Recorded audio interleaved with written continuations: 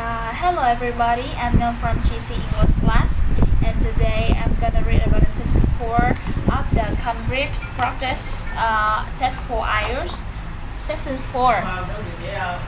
Good morning and welcome to the university's open day and to our mini lecture from the Sports Studies Department. Now the purpose of this lecture is twofold. One, we want you to experience a university lecture to give you a taste of what listening to a university lecture is like. And two, we want you to find out something about the sports study programs at this university.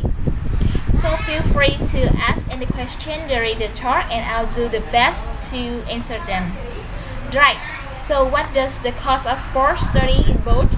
Well, you couldn't be blamed for not knowing the answer to this question because sports study as a discipline is still comparatively new, but it's a growing area and one which is now firmly established at our university. Now there are three distinct stages to sports study, and you would need to choose fairly early on just which direction you wanted to follow. And I just run over this now. Firstly, we got to the sport psychology stage. Secondly, we got a sport management stage. And last but not least, there's a sport physiology stage. So just to recap, there's sports psychology, sport management, and sport physiology.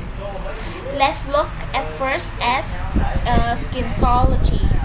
Now, the people who study sports want to work with top athletes, and they are looking at what will take those athletes that 1% extra. What makes them win? Then on over things are equal. Physically, on over things, all other things are equal, and they want to know what are the mental factors involved. The sports psychologists work closely with the athlete through his or her training program and becomes an integral part of the team. In fact, you could say that they play just an important role as the coach. So if you are interested in what makes people win, it could be the area for you. Now, secondly, we got to stand with I refer to as sport management, and which goes hand in hand with the area of sport marketing. So you might like to think of the area as having two branches, management and marketing. On the management side, we look at issues relating to the running of the sport club, management of athletes, that sort of things. But then on the other side, we got sport marketing, and this is the side that interests me more because here we will look at the market forces behind sport. Question like, what do people spend their money on the football match or a tennis game rather than say on buying a CD or going to the cinema? What are those market forces? Sport used to just compete with sport. Nowadays, would compete with other leisure activities. The spectator go to sport to be maintained rather than out of loyalty to the team.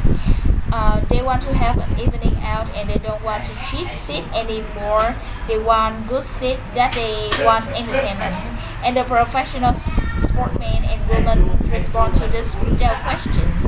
They dare to give a performance. They provide the entertainment. So in the marketing course, we address on this commercial issue, and we look at how this hook back into a management of sport.